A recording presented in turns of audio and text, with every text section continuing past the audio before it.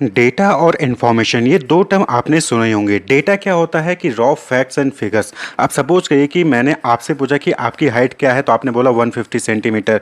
दूसरे पर्सन से पूछा उसकी हाइट क्या है, तो उन्होंने बोला 160 सेंटीमीटर।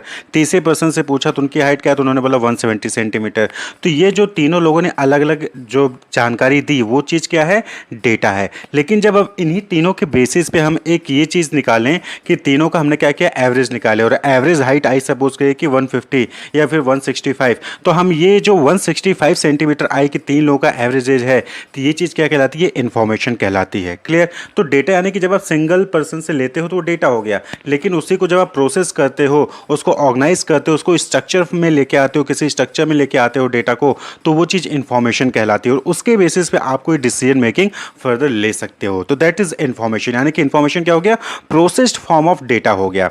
आप अपने स्कूल में जाते हो तो आप जो है एप्लीकेशन फॉर्म फिल करते हो, तो एप्लीकेशन फॉर्म में बहुत सारे आप जो है डेटा प्रोवाइड करते हो वहाँ पे। तो जब बहुत सारे स्टूडेंट्स का ऐसे ही डेटा जो है कलेक्ट किया जाता है, और उसके बेसिस पे फिर उसको ऑर्गेनाइज करके स्ट्रक्चर करके जब कोई फिगर या फैक्ट्स निकाले जाते हैं, तो वो चीज़ इन्फॉर्मेशन कहलाती है। अब सपोज करिए कि आपको ये आइडेंटिफाई करना है कि आपके इस क्लास में कितने स्टूडेंट हैं जो कि जनरल कैटेगरी से, कितने एससी कैटेगरी से, कितने एसटी कैटेगरी से, कितने ओबीसी से हैं।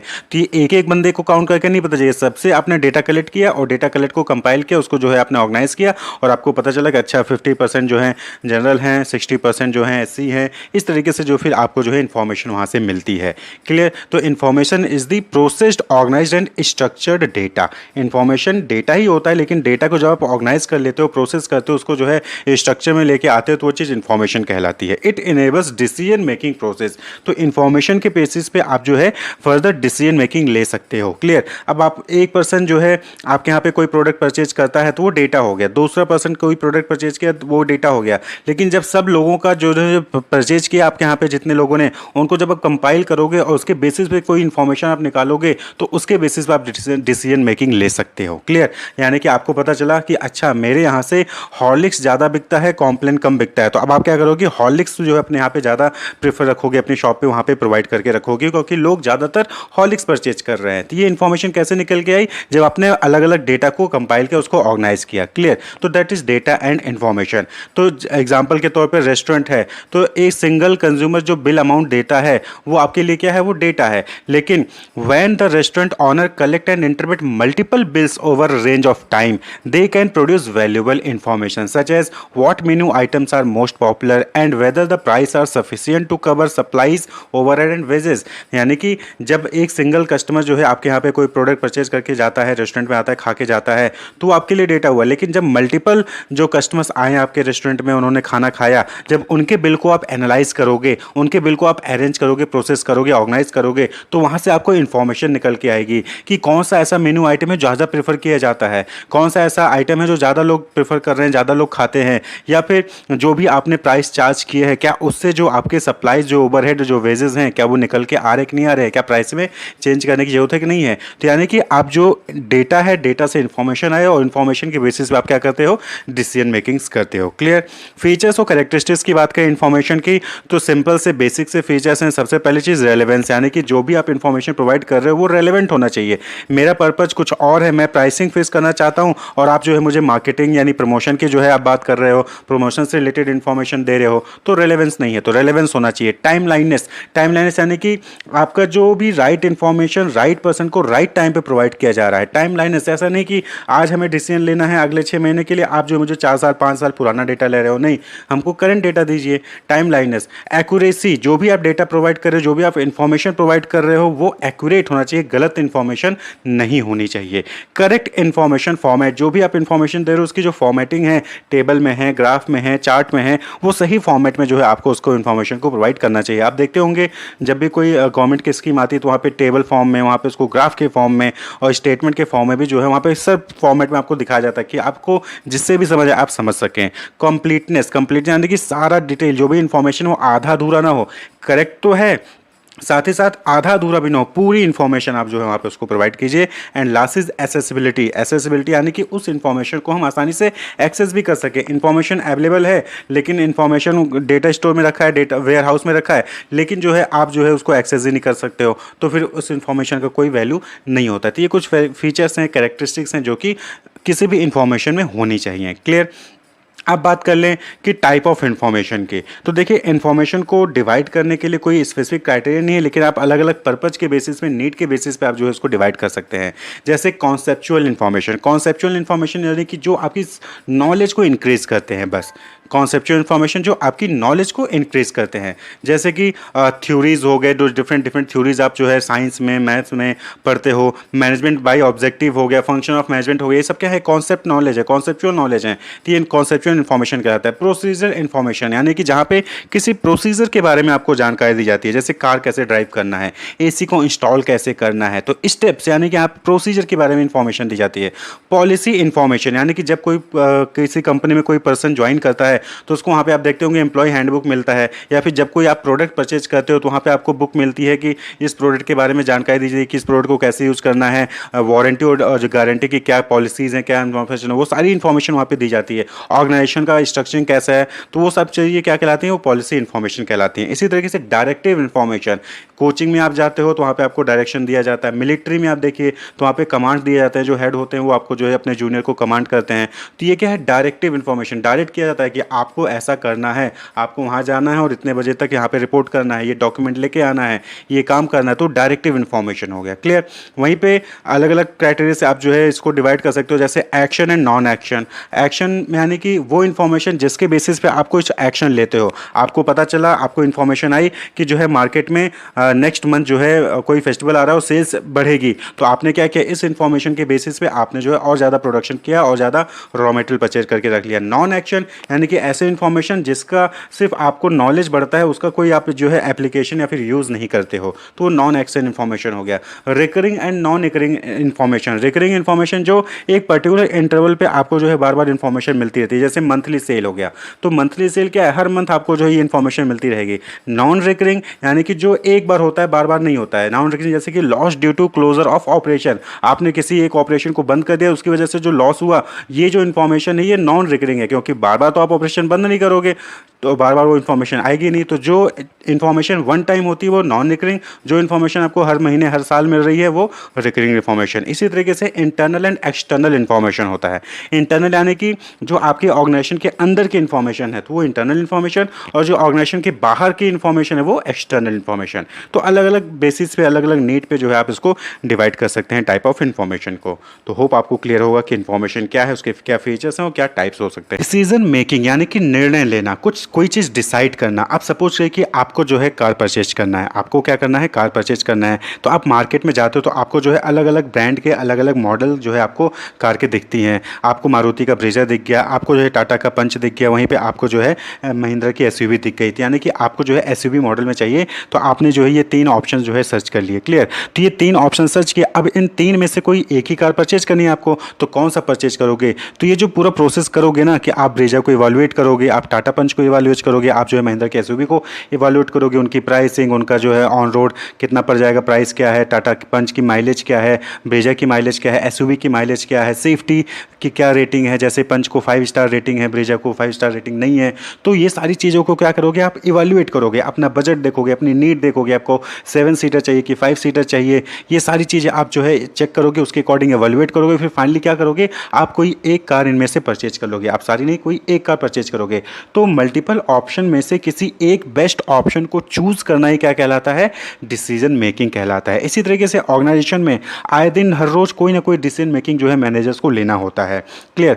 तो उसमें क्या होता है कि उनको इन्फॉर्मेशन चाहिए। अब डिसाइड करना है कि आपको कौन सी कार चाहिए, तो आपको कार के बारे में इन्फॉर्मेशन होनी चाहिए ना, कि कार की माइलेज क्या है, ब्रेजा की माइलेज क्या है, पंच की माइलेज क्या है, पंच का जो है रिव्यू क्या है, पंच का जो ऑन रोड प्राइस है वो क्या है, एक्सयूवी का जो है ऑन रोड प्राइस क्या है, ब्रेजा का ऑन रोड प्राइस क्या है, यानी कि सारी कार के बारे में आपके पास इन्फॉर्मेशन होगी, तभी तो आप बेस्ट कार चूज कर पाओगे अपने नीड के अकॉर्डिंग, अपने बजट के अकॉर्डिंग। तो सिमिलरली ऑर्गेनाइजेशन में भी क्या होता है कि अगर आपके पास इन्फॉर्मेशन होगी सभी चीज़ों से रिलेटेड, तभी तो एक आप बेस्ट डिसीजन कर पाओगे ऑर्गेनाइजेशन में। तो इन्फॉर्मेशन प्रोवाइड करने के लिए ही क्या होता है, MIS यानी कि मैनेजमेंट इन्फॉर्मेशन सिस्टम।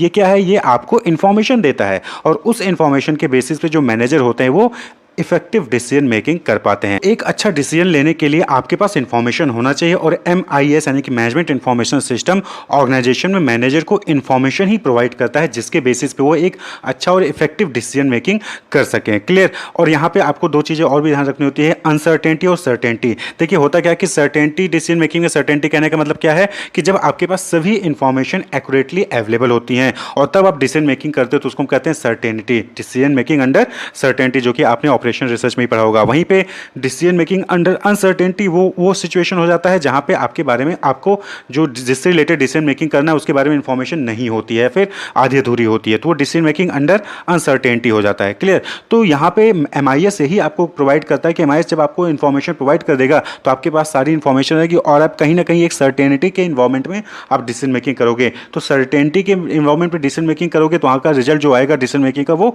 अच्छा होगा। लेकिन अनसर्टेनिटी के कंडीशन में अगर आप डिसीजन मेकिंग करते हो तो वहाँ पे रिस्क रहता है कि वो जो डिसीजन मेकिंग किया है आपने वो उसका रिजल्ट खराब भी हो सकता है, उसका रिजल्ट अच्छा भी हो सकता है, वहाँ पे रिस्क होता है। तो इसलिए MIS क्या करता है कि वो मैनेजर्स को इन्फॉर्मेशन और भी एक्यूरेटली इन्फॉर्मेशन जो है प्रोवाइड करता है जिससे कि वो इफेक्टिव डिसीजन मेकिंग कर सकें। तो डिसीजन मेकिंग क्या हो गया, selecting the best course of action, selecting the best alternative, वही चीज क्या कहलाता है, डिसीजन मेकिंग कहलाता है। Clear. Selection of a course of action from among 2 और मोर पॉसिबल ऑप्शंस, तो वो चीज क्या है, डिसीजन मेकिंग है। यानी कि जब आपके पास 2 या 2 से अधिक ऑप्शंस अवेलेबल होते हैं तो उनमें से जब आप किसी एक को सिलेक्ट करते हो तो वो चीज क्या कहलाती है, डिसीजन मेकिंग कहलाती है। तो it's all about choosing from the available option, यानी कि आपके पास मल्टीपल बैंक्स हैं, आप किसी भी बैंक में FD कर सकते थे, लेकिन आप क्या करते हो, सर्च करते हो, रिसर्च करते हो, डेटा कलेक्ट करते हो, उसके बाद फिर जो है आपको उनमें से किसी एक बैंक को सिलेक्ट करते हो और उसमें जो है अपना पैसा इन्वेस्ट कर देते हो, FD कर देते हो या फिर किसी और स्कीम में पैसे लगा देते हो। तो that is called decision making. और जितना अच्छा चॉइसेस आप बनाओगे, जितना अच्छा सिलेक्शन आप करोगे, उतना ही अच्छे आप क्या कहलाओगे, डिसीजन मेकर कहलाओगे। The better choices you make, the better decision maker you will become. यानी कि आपने कोई डिसीजन लिया, आपने सपोज आपको जो है प्रमोशन करना था एम्प्लॉय का, तो वहाँ पे आपके पास 2 ऑप्शन, 2 जो है कैंडिडेट अवेलेबल थे, दोनों सेल्स पर्सन थे, उनको जो है सेल्स मैनेजर बनाना था। तो अगर आपने दोनों में से जिसको भी सेल्स मैनेजर बनाया उसने अच्छा परफॉर्म किया, तो यानी कि आपने बेटर चॉइस चूज़ किया, और बेटर चॉइस चूज़ किया यानी कि आप जो है एक अच्छे डिसीजन मेकर कहलाओगे। क्लियर। तो a decision making process is a series of steps taken by individual to determine the best option और course of action to meet their need, यानी कि आप अपनी नीड को फुलफिल करने के लिए या फिर ऑर्गेनाइजेशन की जो भी नीड है उसको फुलफिल करने के लिए जब कोई इंडिविजुअल जो है वो डिफरेंट कोर्स ऑफ एक्शन में से कोई बेस्ट जो है स्टेप को चूज करता है, बेस्ट एक्शन को चूज करता है, तो वही चीज़ क्या कहलाती है, डिसीजन मेकिंग कहलाती है। और उसमें जो भी स्टेप्स वो परफॉर्म करता है उसको क्या कहते हैं, डिसीजन मेकिंग प्रोसेस कहते हैं। जैसा कि हमने एग्जांपल के तौर पे आपको बताया भी कि आपके पास 1 लाख रुपए हैं, आप जो है कहाँ इन्वेस्ट कर सकते हो, आप SBI में बॉन्ड में इन्वेस्ट कर सकते हो या फिर PNB के इक्विटी में इन्वेस्ट करते हो, दोनों ऑप्शन आपके पास अवेलेबल हैं। दोनों में से जो है आप जो चूज करोगे वो चीज़ डिसीजन मेकिंग कहलाएगी। क्लियर। तो डिसीजन मेकिंग इन्वायरमेंट हम बात कर लें, तो डिसीजन मेकिंग इन्वायरमेंट कहने का मतलब है कि किस कंडीशन में, डिसीजन मेकिंग इन्वायरमेंट का कहने का मतलब है कि किस कंडीशन में जो है आप डिसीजन मेकिंग कर रहे हो। पहली कंडीशन ये हो सकती है कि आपके पास पूरी इंफॉर्मेशन अवेलेबल है और वहाँ पे सर्टेनिटी है, यानी कि वहाँ पे आपको पता है कि SBI के बॉन्ड में अगर आप इन्वेस्ट करोगे तो वहाँ पे 7% का इंटरेस्ट मिलेगा आपको। लेकिन इक्विटी में क्या है, इक्विटी एक ऐसा इन्वायरमेंट है जहाँ पे आपको अनसर्टेनिटी है, वहाँ पे हो सकता है कि आपको 50% का रिटर्न मिल जाए, वहीं पे हो सकता है कि पूरा जो है नेगेटिव में चला जाए, कि पूरा का पूरा आपका जो 1 लाख रुपए है वो पूरा का पूरा डूब सकता है। तो डिसीजन मेकिंग इन्वायरमेंट मतलब कि किस कंडीशन में आप जो है डिसीजन मेकिंग कर रहे हो, किस कंडीशन में आप जो है बेस्ट कोर्स ऑफ एक्शन को सिलेक्ट कर रहे हैं, वो चीज डिसीजन मेकिंग एनवायरनमेंट कहलाता है। The environment in which a decision is made, वो इंफॉर्मेशन अवेलेबल, यानी कि कंप्लीट इंफॉर्मेशन अवेलेबल है, पार्शियल इंफॉर्मेशन अवेलेबल है, या फिर कोई इनकम्प्लीट इंफॉर्मेशन अवेलेबल है, आपके पास पूरी इंफॉर्मेशन है ही नहीं। किस कंडीशन में आप जो डिसीजन मेकिंग कर रहे हो, नॉलेज ऑफ द सिचुएशन, आपको सिचुएशन के बारे में पता है या नहीं पता है, या फिर आधा अधूरा पता है। Nature of the problem, problem किस तरीके का है, किस नेचर का प्रॉब्लम है। क्लियर। वो जो है HR से रिलेटेड है, वो मैन्युफैक्चरिंग से रिलेटेड है, वो प्रोडक्शन से रिलेटेड है, वो इन्वेस्टमेंट से रिलेटेड है, किस टाइप का प्रॉब्लम है। क्लियर। तो where there is a certainty, uncertainty और risk to which the decision is made under, तो उसको क्या कहते हैं, डिसीजन मेकिंग एनवायरनमेंट। अब बात कर लें डिसीजन मेकिंग प्रोसेस की, तो देखिए डिसीजन मेकिंग प्रोसेस में सिंपल सा है, जैसे कि अभी कार के एग्जांपल आपने समझा, तो सबसे पहले आपके सामने क्या होगा, आपके सामने कोई ना कोई प्रॉब्लम होगी। Defining and analysing the problem, यानी कि आपको क्या प्रॉब्लम है, आपकी क्या नीड है, किस रिगार्डिंग आपको जो है डिसीजन मेकिंग करना है, उसको डिफाइन करिए, उसको जो है प्रॉब्लम को एनालाइज करिए। अब आपको जहाँ प्रॉब्लम क्या है, आपकी नीड क्या है, आपको कार परचेज करना है। क्लियर? तो आपको डिफाइन करना होगा कि कार परचेज करना है तो पेट्रोल करना है कि डीजल करना है कि सीएनजी करना है, कौन से ब्रांड का करना है। तो ये सारी चीज़ें आप जो है वहाँ पे डिफाइन करिए, अपनी प्रॉब्लम को डिफाइन किए कि कार लेना है तो क्यों लेना है। क्लियर? उसके बाद फिर कार लेना है तो क्यों लेना है, 5 सीटर चाहिए कि 7 सीटर चाहिए, तो आपने क्या किया कि उसके अकॉर्डिंग जो है अलग अलग अल्टरनेटिव सॉल्यूशंस को डेवलप किया। आपने क्या किया कि आपको 5 सीटर चाहिए, एसयूवी मॉडल चाहिए। क्लियर? तो आपने देखा कि ब्रीजा अवेलेबल है मारुति में, टाटा में पंच अवेलेबल है और महिंद्रा में एसयूवी अवेलेबल है। तो आपने क्या किया, अल्टरनेटिव सॉल्यूशन को डेवलप किया। क्लियर? आपकी वो जो नीड थी कि आपको 5 सीटर एसयूवी मॉडल चाहिए पेट्रोल में, तो आपने उसके लिए 3 अल्टरनेटिव सॉल्यूशन को डेवलप कर लिया कि ये 3 कार हैं। अब उन तीनों में से आपको कोई एक परचेज करना है, तो उसको क्या करोगे, इवैल्यूएट करोगे। इवैल्यूएट द अल्टरनेटिव सॉल्यूशन, यानी कि ब्रीजा की परफॉर्मेंस, ब्रीजा की कॉस्ट, ब्रीजा की प्राइसिंग, ब्रीजा के इंश्योरेंस, ब्रीजा के जो माइलेज है, वो सारी चीज़ें, सेफ्टी है, उसको इवैल्यूएट करोगे। इसी तरीके से पंच का, इसी तरीके से जो है आप एसयूवी का जो महिंद्रा है, इन सभी के माइलेज का, इनके सभी के ऑन रेट प्राइसिंग का, इंश्योरेंस का, इनकी सर्विसिंग का, इनका जो क्या कहते हैं कि सेफ्टी क्या है, इन सभी चीज़ों को क्या करोगे, इवैल्यूएट करोगे। तीनों ही 5 सीटर हैं, तीनों ही एसयूवी टाइप की हैं, तो तीनों को क्या करोगे, इवैल्यूएट करोगे माइलेज के बेसिस पे, प्राइसिंग के बेसिस पे और जो है सेफ्टी के बेसिस पे। क्लियर? उसके बाद फिर आप क्या करोगे, किसी एक बेस्ट ऑप्शन को, बेस्ट कार को चूज कर लेते हो, यानी कि selecting the best solution. Clear? अब जो सिलेक्ट कर लिया उसको फिर आप फाइनली इंप्लीमेंट कर दोगे, यानी कि जाओगे वो कार को परचेज कर लेते हो। और उसके बाद आप क्या करोगे, फॉलोअप करोगे। क्लियर? फॉलोअप किया, यानी कि जो आपने डिसीजन मेकिंग किया था क्या वो सही डिसीजन था। यानी कि अगर आपको लगता है कि हाँ आपने पंच परचेज किया तो पंच जो है अच्छी कार है, सेफ्टी की अच्छी है, माइलेज भी ठीक ठाक दे रही है, अच्छी दे रही है, तो फिर आप क्या करोगे, आप दूसरों को भी रिकमेंड करोगे कि हाँ भाई पंच परचेज कर लीजिए। तो इसी तरीके से मैनेजमेंट में भी होता है। तो मैनेजमेंट क्या होता है कि बहुत सारी जो है वहाँ पे प्रॉब्लम्स होती हैं, बहुत सारी चीज़ों से रिलेटेड डिसीजन मेकिंग करना होता है कि कब कितना रॉ मटेरियल रखना है, कब जो है मार्केट में जो है प्राइसिंग एडवर्टीजमेंट करना है, प्रमोशन करना है, कब जो है प्राइस को घटाना है, कब जो है ऑफर्स देने हैं। तो अलग अलग प्रॉब्लम्स होते हैं, उसके लिए जो है अलग अलग ऑप्शंस अवेलेबल होते हैं। उन सभी प्रॉब्लम को आपको डिफाइन करना होता है, अल्टरनेटिव सॉल्यूशन को जो है डेवलप करना होता है। उसके बाद फिर उनमें से उनको सभी ऑप्शन को इवैल्यूएट करना होता है, उसमें से बेस्ट ऑप्शन को चूज करना है, उसको इंप्लीमेंट करना है। उसके बाद फॉलोअप भी लेना है, यानी कि जो डिसीजन मेकिंग आपने किया है क्या उससे आपको बेनिफिट हो रहा है। अगर नहीं हो रहा है तो फिर आपको जो है कहीं ना कहीं फिर से जो है उस प्रॉब्लम को एनालाइज करना पड़ेगा, और अगर बेनिफिट हो रहा है तो उसको कैरी ऑन करना है। अब सपोज करिए कि कोई ऑर्गेनाइजेशन है, उसको डिसाइड करना है कि समर सेल निकालना है, तो उसको ये देखना है कि वो एडवर्टीजमेंट करना चाहता है। तो एडवर्टीजमेंट के लिए उसने क्या किया कि भाई वो टीवी पे भी एडवर्टीजमेंट कर सकता है, न्यूज़पेपर भी कर सकता है, ऑनलाइन भी कर सकता है या रेडियो भी कर सकता है। तो उसने क्या किया कि उन्होंने डिफाइन एनालाइज किया, एनालाइज करने के बाद उन्होंने क्या किया कि उन्होंने डिसाइड किया कि हम टीवी में एडवर्टीजमेंट करेंगे। तो टीवी में एडवर्टीजमेंट किया, तो अब टीवी में एडवर्टीजमेंट करने के बाद क्या किया उन्होंने, फॉलो किया कि टीवी में एडवर्टीजमेंट करने से क्या उनकी सेल में इंक्रीज हुआ है, क्या उनकी सेल बढ़ी है कि नहीं बढ़ी है। अगर बढ़ी है तो इट्स ओके, अगर नहीं बढ़ी है तो कहीं ना कहीं उनको फिर से उस प्रॉब्लम को जो है डिफाइन करके एनालाइज करके दोबारा से उसको चेंज करना होगा, यानी कि टीवी की बजाय उनको रेडियो में देना होगा, या फिर टीवी की बजाय ओटीटी प्लेटफॉर्म पे देना होगा, या फिर टीवी की बजाय यूट्यूब पे एडवर्टीजमेंट्स दिखाने होंगे। तो डिसीजन मेकिंग को चेंज करना होगा। तो that is the decision making process. तो अब बात कर लें कि टाइप ऑफ डिसीजन की, तो अलग अलग बेसिस पे जो है डिसीजन को आप डिवाइड कर सकते हैं। तो यहाँ पे हम जो है 2 इंपॉर्टेंट बेसिस जो है डिसीजन के जो है वो हम यहाँ पे डिस्कस करेंगे। तो सबसे पहला बेसिस है रूटीन एंड स्ट्रेटेजिक डिसीजन। तो देखिए रूटीन डिसीजन नाम से के लिए, रूटीन यानी कि जो डेली बेसिस पे डिसीजन ले रहे होते हैं कि स्टेशनरी मंगवाना है, कोई एम्प्लॉय छुट्टी पे चला गया, इन सबसे रिलेटेड डिसीजन मेकिंग में हम क्या कहते हैं, इसको रूटीन डिसीजन कहते हैं। तो routine decisions are those that the manager makes in the daily functioning of the organisation and they are routine, यानी कि इसका मतलब क्या है, वो रूटीन में है, यानी कि डेली काम है। कोई आज छुट्टी पे जा रहा है, कोई कल छुट्टी पे जा रहा है, कोई परसों छुट्टी पे जा रहा है, कोई किसी ने आज पेन मांगा, किसी ने कल स्केल मांगा, किसी ने कल कोई दूसरी स्टेशनरी आइटम मांग ली। तो ये क्या है, रूटीन डिसीजन। तो यहाँ पे मैनेजर क्या है, उसको डेली बेसिस पे उससे रिलेटेड डिसीजन लेता है, तो उस टाइप के डिसीजन को कहते हैं रूटीन डिसीजन कहते हैं। वहीं पे स्ट्रेटेजिक डिसीजन, स्ट्रेटेजिक डिसीजन में क्या हो गया कि are the important decisions of the firm, these are usually taken by upper and middle level management. तो स्ट्रेटेजिक है, स्ट्रेटजी बनानी है कि आपको प्रमोशन करना है तो कहाँ पे प्रमोशन करें, किस जो है पब्लिसिटी करें, कि एडवर्टाइजिंग करें, कि क्या करें, या फिर प्राइसिंग रिड्यूस करनी है तो कितना प्राइस रिड्यूस करना है, ऑफर्स देने हैं तो कितना % का डिस्काउंट देना है। तो ये स्ट्रेटेजिक डिसीजंस हो गए, ये रूटीन नहीं होते, ये स्ट्रेटेजिक डिसीजंस हो गए। और ये क्या है, टॉप लेवल और मिडिल लेवल वगैरह ही किया जाता था। They usually relate to the policies of the firm और the strategic plan for the future, यानी कि सपोज ये कि आगे चल के हमें एक्सपेंड करना है, तो हमें अपना एक नया ब्रांच ओपन करना है, तो हम कहाँ ओपन करें, क्लियर, नए मैन्युफैक्चरिंग प्लांट ओपन करना है तो कहाँ ओपन करें। तो ये सारी जो डिसीजंस होते हैं वो क्या कहलाती है, स्ट्रेटेजिक डिसीजन कहती है। इसी तरीके से दूसरे बेसिस पे अगर आप इसको डिवाइड करना चाहो तो एक होता है प्रोग्राम, यानी कि जिसको हम स्ट्रक्चर्ड डिसीजन कहते हैं, वहीं पे दूसरा होता है नॉन प्रोग्राम, यानी कि अनस्ट्रक्चर्ड डिसीजन कहते हैं। तो प्रोग्राम्ड यानी कि यहाँ पे क्या होता है कि एक सिस्टम होता है, प्रोग्राम यानी कि ऑलरेडी आपने जो है सिस्टम बना रखा है, उस रूल के अकॉर्डिंग, उस स्ट्रक्चर के अकॉर्डिंग, उस स्टैंडर्ड के अकॉर्डिंग डिसीजन मेकिंग किया जाता है, दैट इज प्रोग्राम। वहीं पे नॉन प्रोग्राम यानी कि अचानक से वो प्रॉब्लम आ गई, उसके लिए हमने पहले से कोई प्रिपरेशन नहीं की थी, कोई स्टैंडर्ड हमारे पास नहीं था, तो उससे रिलेटेड डिसीजन मेकिंग करते हैं तो वो चीज़ नॉन प्रोग्राम डिसीजन कहलाता है। तो प्रोग्राम डिसीजन मतलब those functions that are repetitive in nature. तो ये क्या हो गया, जो अभी आपने पीछे देखा, दैट इज रूटीन। तो ऐसे डिसीजन जो रिपीटेटिव होते हैं, जिनको पता है कि हाँ इससे रिलेटेड बार बार डिसीजन मेकिंग करना होता है, तो उसको हम प्रोग्राम डिसीजन कहते हैं। यानी कि उसके लिए एक स्टैंडर्ड बना दिया जाता है, आपको किसी से पूछने की जरूरत नहीं है, उस स्टैंडर्ड के अकॉर्डिंग आप डिसीजन मेकिंग कर सकते हो।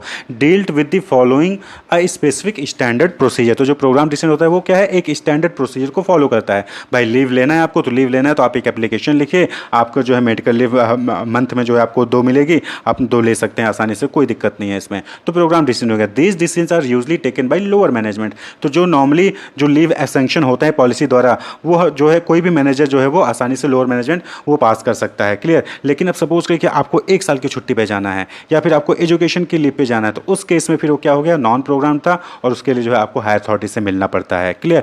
तो for example granting leave to employees, purchasing spare part etcetera are programme decisions where a specific procedure is followed. तो ये सब क्या है, जो डेली बेसिस पे परफॉर्म किए जा रहे हैं, रिपीटेटिव टास्क होते हैं, उनसे रिलेटेड जो डिसीजन मेकिंग होता है वो प्रोग्राम डिसीजन कहलाता है। Salesman know how much discount is to be given. अगर हम सेल्समैन के पॉइंट ऑफ व्यू से बात करें, तो सेल्समैन को पहले से ही पता होता है कि उसके मैनेजर ने बताया होता है कि आप जो है 20% से ज़्यादा डिस्काउंट नहीं दे सकते हो। तो उसको पता होता है कि हाँ 20% तक डिस्काउंट दे सकते हो, उससे ज़्यादा डिस्काउंट हम नहीं दे सकते हैं, क्योंकि वो स्टैंडर्ड है। इसी तरीके से आता है दूसरा non programme decision. Non programme decision नाम से क्लियर है कि arise out of unstructured problem, यानी कि जो प्रॉब्लम रूटीन में नहीं था, अचानक से वो टास्क आ गई, या फिर अचानक से जो है कोविड का सिचुएशन आ गया, तो उस टाइम पर जब हम जो डिसीजन मेकिंग कर रहे थे, वो चीज़ नॉन प्रोग्राम डिसीजन कहलाता है। ठीक है। So there is no standard procedure और process to deal with such issues. यहाँ के इस टाइप के सिचुएशन से डील करने के लिए कोई स्टैंडर्ड प्रोसीजर नहीं होता है। और जब हम जो डिसीजन लेते हैं, that is non programme decision और unstructured decision. Usually these decisions are important to the organisation. और ये इस टाइप के जो डिसीजन होते हैं, क्या होते हैं, इंपॉर्टेंट होते हैं ऑर्गेनाइजेशन के लिए। Such decisions are left to upper management. यहाँ पे क्या होता है कि इस टाइप के जो नॉन प्रोग्राम डिसीजन होते हैं, कौन लेता है, जो अपर लेवल के, जो टॉप मैनेजमेंट में होते हैं, वही जो है नॉन प्रोग्राम डिसीजन लेते हैं। For example opening a new branch office will be a non programme decision. Reduction in price, ये भी क्या हो गया, नॉन प्रोग्राम डिसीजन हो गया। भाई प्राइस आप हर महीने थोड़ी डिक्रीज कर रहे हो, या फिर प्राइस इंक्रीज करो तो हर महीने इंक्रीज नहीं करते हो। वो रेयरली जो है साल 2 साल या 3 साल में जो है प्राइस को इंक्रीज करने की बात करते हैं। आपको नया ब्रांच ऑफिस खोलना है, तो वो भी रूटीन में नहीं है, वो रूटीन टास्क नहीं है, वो क्या है, वन टाइम, या फिर जो है 5 सालों में 10 सालों में जब आप अपना बिजनेस एक्सपेंड करते हो तब डिसीजन करते हो, तो वो चीज़ नॉन प्रोग्राम डिसीजन कहलाती है।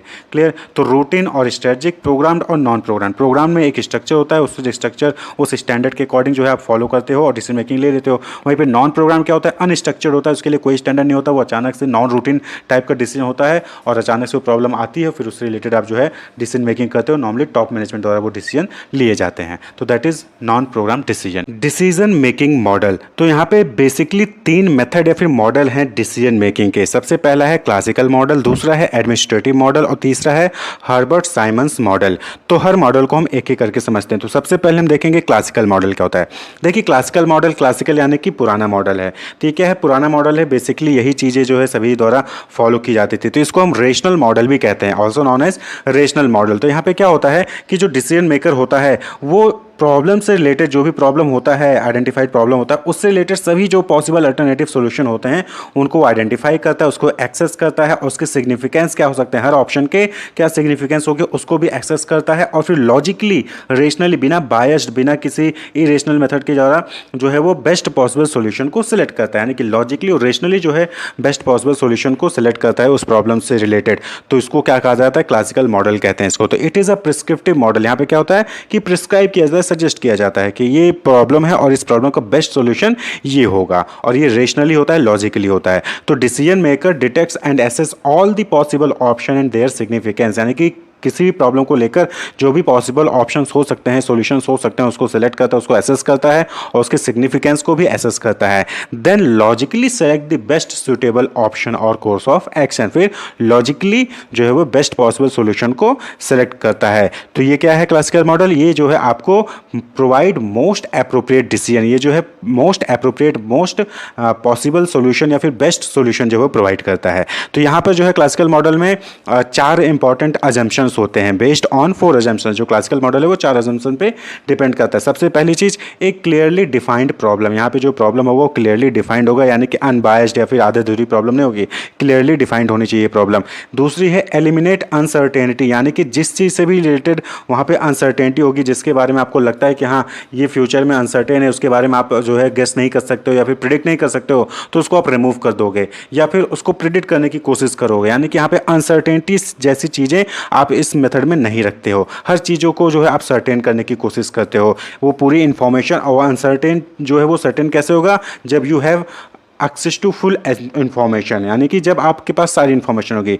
तो यहाँ पे अजम्पशन में क्या है क्लासिकल मॉडल की, एक्सेस टू फुल इंफॉर्मेशन, आपके पास पूरी इंफॉर्मेशन के लिए एक्सेस है, यानी कि आप जो है जो भी प्रॉब्लम है उससे रिलेटेड जो भी ऑप्शन है उन सभी के ऑप्शन के बारे में आपके पास सारी इंफॉर्मेशन है, अगर नहीं है तो आप उसको कलेक्ट कर सकते हो। And last but not least rational behaviour of the decision maker, यानी कि जो डिसीजन मेकर है वो रेशनल बिहेवियर शो करता है, लॉजिकली जो है वो बेस्ट पॉसिबल सोल्यूशन को सिलेक्ट करेगा। ये नहीं कि उसको लगता है कि ऐसा कर लेना चाहिए तो ऐसा कर लेना चाहिए, नहीं, रेशनली जो है वो बेस्ट पॉसिबल सॉल्यूशन को सिलेक्ट करता है। तो ये 4 जो है बेसिक अजम्पशन है क्लासिकल मॉडल के। तो अगर आप इसको डायग्रामेटिकली समझें तो सबसे पहले क्या किया क्लासिकल मॉडल में, एक प्रॉब्लम आएगी when faced with a decision situation manager should, यानी कि जब भी उसको लगता है कि आप किसी प्रॉब्लम को लेकर कोई डिसीजन मेकिंग करना है तो मैनेजर क्या करेगा, obtain complete and perfect information. तो सबसे पहले क्या करता है वो कंप्लीट और परफेक्ट इन्फॉर्मेशन लेता है, यानी कि अनसर्टेनिटी को रिमूव कर रहा है। एलिमिनेट अनसर्टेनिटी, जब उसके पास पूरी इन्फॉर्मेशन होगी, पूरी कंप्लीट इन्फॉर्मेशन होगी तो अनसर्टेनिटी को रिमूव किया जा सकता है।